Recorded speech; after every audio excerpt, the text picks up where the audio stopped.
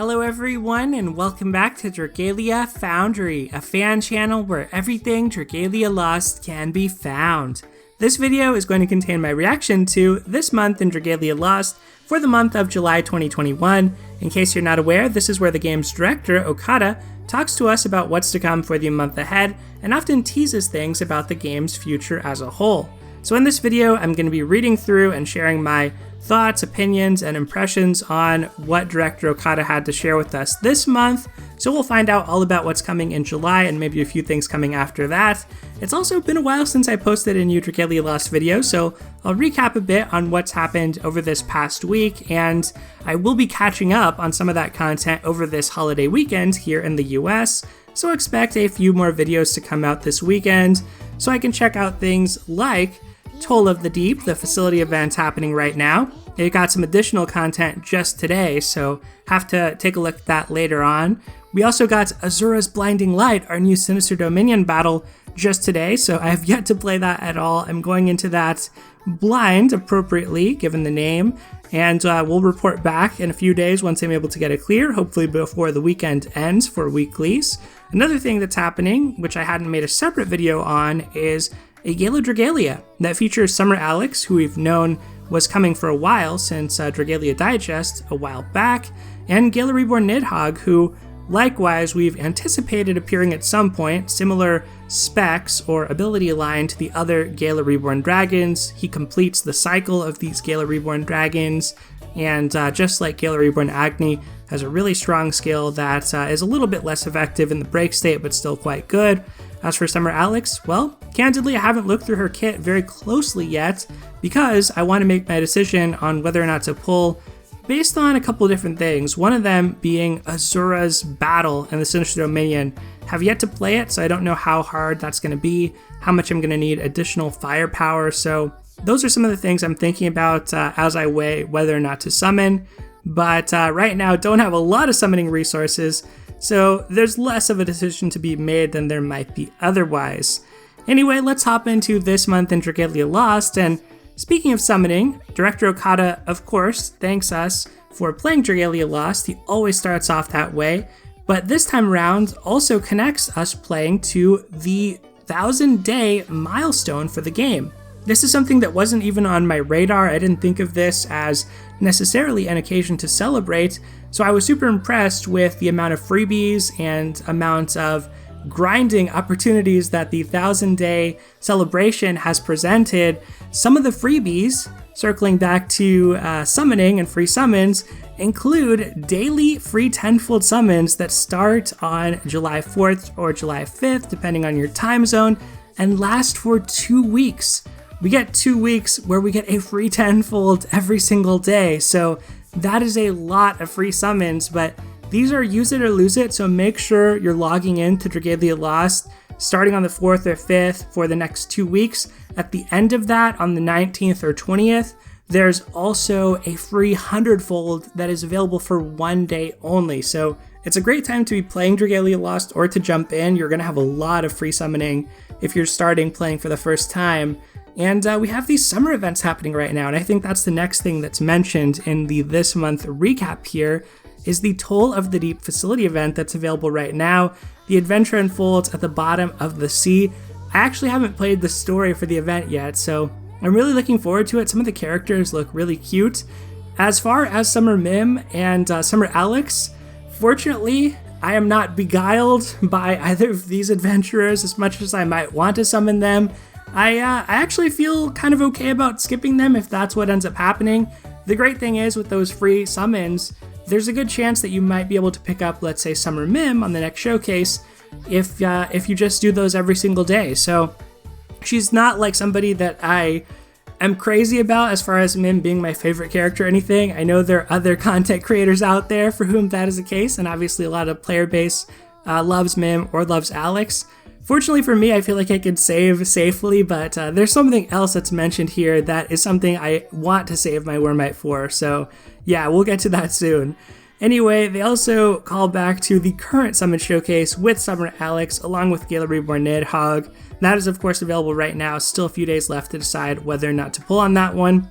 And then we get into plans for this month, so here's where they explicitly say that the Summon Showcase, starting on July 5th, will feature the 5-star adventure Summer Mim. What's more, it will be held during the daily free tenfold summon event.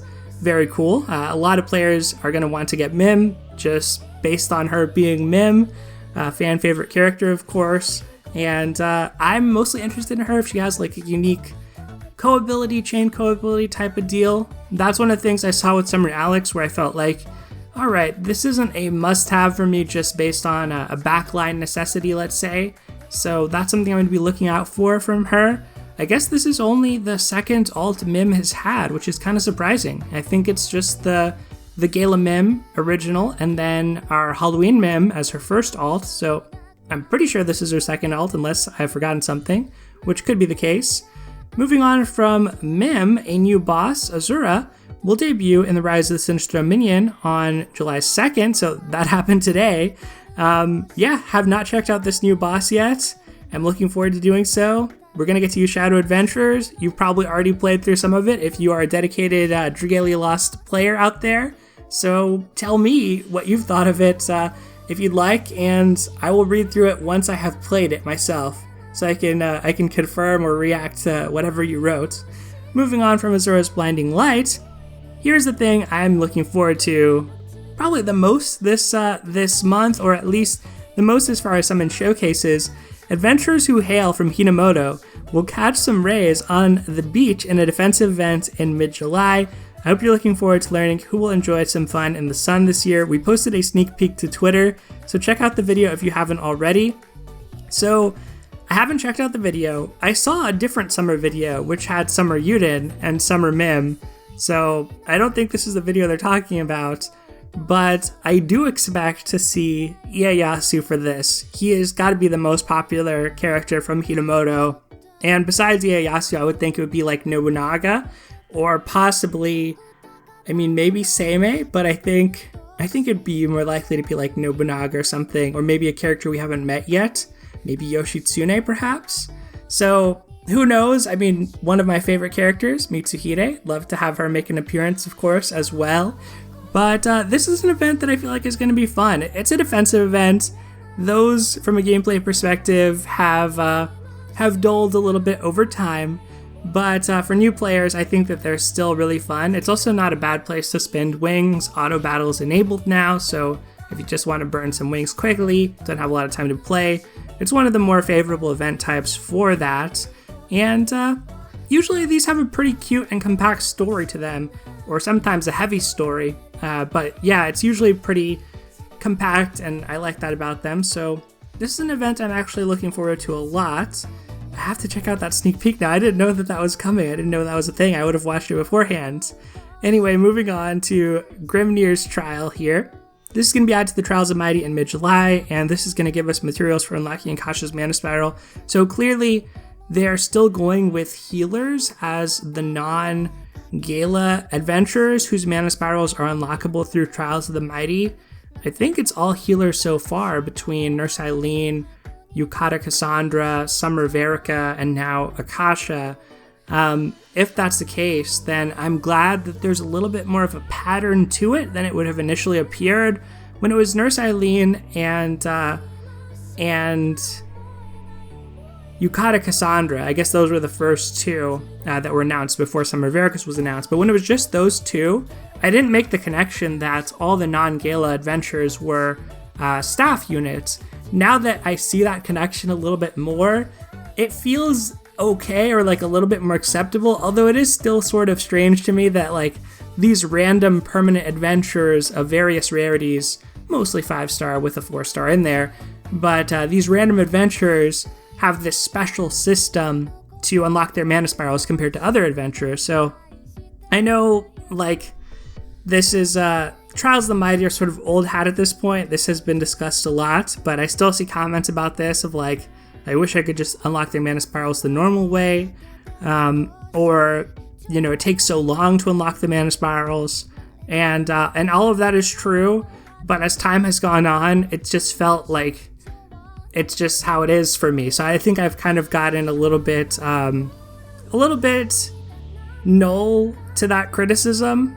It just doesn't really bother me anymore. So I'm just still doing the Trials of the Mighty. I just go in and do it every day. And I have not fully mana spiraled anybody from that yet. And it may be a long time, but it kind of works out because it gives me more time to get Champion's Testaments as well. And with how slowly I've been summoning new adventurers, it's sort of okay. I mean, it's sort of fine how it is for me. So I can't really complain about it. Akasha's an adventurer who could use the mana spiral, so good choice for the adventure, I would say. Moving on past Akasha's mana spiral and Grimnir's trial. Grimnir, by the way, great choice for a trial boss like that. Now we have time attack challenges coming back. This time, they'll pit us against shadow-attuned enemies, and specifically Lilith, in late July. So they are continuing time attack past the Agito bosses now that we've wrapped up all the Agito bosses. Interesting to see them doing that. Time attack is another area, kind of like Trials of the Mighty, where I just live with it now, but it's no longer really super engrossing. Like, it's kind of just there, and I do it. This past one, I just did Hybernhilda's trial for the entire time attack. I think I cleared the ranked battles once to get the Wormite, but I've really fallen off the wagon of time attack and was kind of hoping that it might be done with the Agito just to kind of get like a new event type or just something fresh into the mix. But now that we see Lilith, I think that they would probably finish it out. So it likely to me means that we're going to get one of these for every Sinister Minion boss, just like we got every Agito boss. So I guess time attack is going to be around for a while longer to stay. Moving on from time attack, part 2 of chapter 20 of the main campaign will be added in late July. The prince and friends will face the final hurdle in their quest to reach the summit of the sacred tree. This is another thing that I'm excited for. Some great comments on the last story reaction video I did talks about other possible characters who could be meeting our party at the world tree. And it was a great reminder to me. Those are some of the plot lines that I had forgotten about, honestly, and had read at one point. But in particular, some of the characters from Gala Leonidas' story come to mind as possibilities. So check that story out if you happen to have Gala Leonidas in your collection. Or if not, you could read it over on the wiki. But yeah, I'm excited to see who ends up showing up at that juncture where a party was left at the end of part 1 of chapter 20. So that should be a good one. It felt like there was a lot of build up or filler to me in the first half of chapter 20 to kind of get that Cleo plot moment, justify Gala Reborn Nidhogg appearing. But I feel like the second half should be a lot heavier with what happens. That's what I'm hoping for, at least. Moving on from the main campaign, you'll be able to add the Adventurer Summer Prince to your roster by playing through an event in late July. Further information on this event will be revealed later, so stay tuned. Love this happening just because, again, it goes back to the community and the comments for me. Like, a lot of people have wanted Summer Prince. I can't say I'm like crazy about Summer Prince or dying to have Summer Prince / Summer Euden in my collection. Like, I was kind of take it or leave it. Like, I have a Euden, I have a Gala Euden, I'm good. But I think it shows me that every character in this game has an audience and has a fan base. Like, whether it's Luca, Ronzel, Mim, any of the main characters, like, there are people for whom that is their favorite character. And Euden is like that for some people out there. They really like him, and he means a lot to them. So it's hard to see alts of the main protagonist coming around too often. Like, after we have gone so long where Gala Euden was the only alt of the main character, and that felt like really specific, tied to kind of like the anniversary and tied to the storyline. It felt to me like we're not going to get any seasonal alts of the main character. So I guess this is a win for those people. And it says you add him to your roster by playing through the event. So it looks like he's not tied to the gacha or tied to summoning. So it seems like he's going to be a welfare that everybody gets. That is also a plus. Now we come to future updates. We plan to add the following features in an update around the end of July. Players will be able to choose whether or not to accept the daily bonus when clearing a Trials of the Mighty quest. That's something people have been asking for. Players will be able to use skip tickets to clear quests that award a daily bonus, excluding Trials of the Mighty, with just one tab from a central location. That's something I had never asked for, but once that was announced a while back, that sounds so convenient for me as a time saver, so I am looking forward to that. And then players will be able to trade steel bricks, moonlight stones, and mana for other items. Depending on the item offered for trade, players may obtain valuable resources like Damascus crystals and sunlight ore. So this is also welcome news. I have a ton of steel bricks piled up. Sad about the moonlight stones a little bit, just because I spent all my moonlight stones unbinding 4-star dragons who I then sold for Eldwater.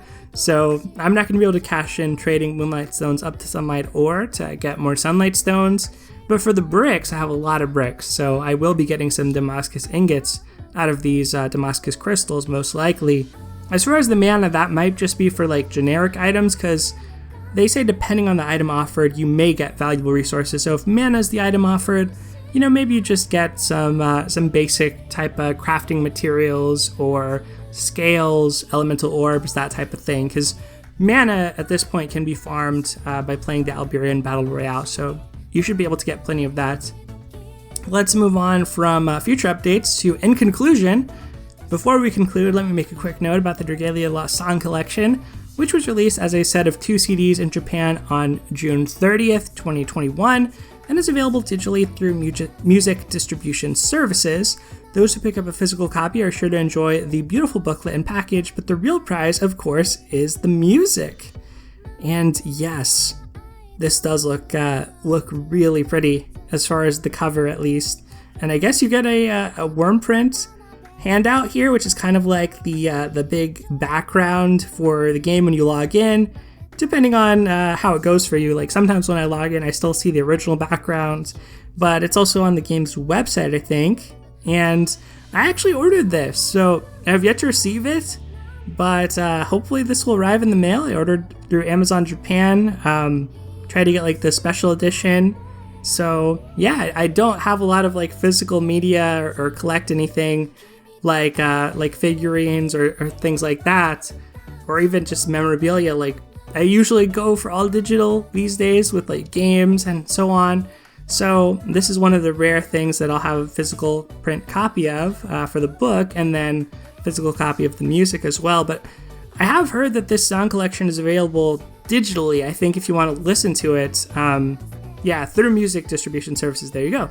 So I literally just read it, but forgot it. But I had heard it before then. I know a lot of people were excited that they could just listen to it like that. So super cool. I went through a period where I was listening to, I think it was like the anniversary mashup that they did, where they put like several different tracks together on the Nintendo Mobile YouTube channel. It was like a 15-minute mixtape almost, if you will, of like a bunch of different Dragalia Lost songs from the past year, the second year of the game, just all sort of flowing seamlessly into each other.